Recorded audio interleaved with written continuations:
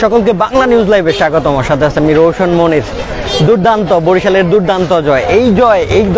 এই ম্যাচে এইভাবে বরিশাল কামব্যাক করবে আসলে কেউ কল্পনাও করতে পারেনি। মাহমুদুল্লাহ রিয়াদ এবং ফাহিম আশরাফের দানবীয় ব্যাটিংয়ে কিন্তু দারুণ জয় বরিশালের, অবিশ্বাস্য জয়।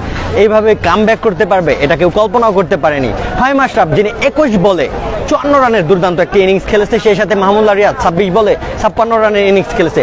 এই দুই ব্যাটারের সুবাদেই কিন্তু বরিশাল এরকম অবিশ্বাস্য জয়ের দেখা পেয়েছে।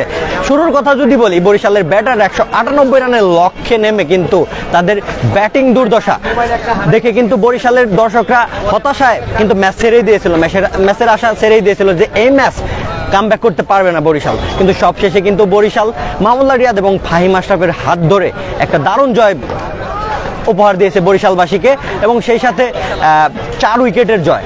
এই ম্যাচ এইভাবে কামব্যাক করতে পারবে এটা আসলে দর্শকরা তাদের ভাবনার মধ্যেই রাখেনি।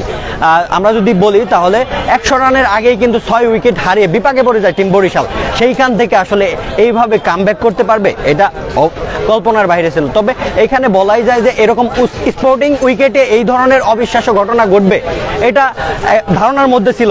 মিরপুরে এই ধরনের উইকেট হবে এটাও কেউ কল্পনা করেনি। এইবারই প্রথম মিরপুরে এরকম স্পোর্টিং উইকেট। 198 রানের টার্গেট দেওয়ার পর অনেকেই ভেবেছিল মিরপুরের উইকেটে আসলে এই ধরনের এত রান এটা কল্পনার বাইরে ছিল।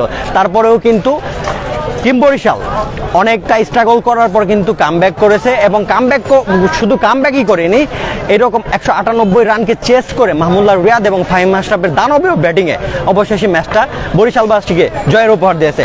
সব মিলে এটাই ছিল সর্বশেষ। রোশন মনির, বাংলা নিউজ লাইভ।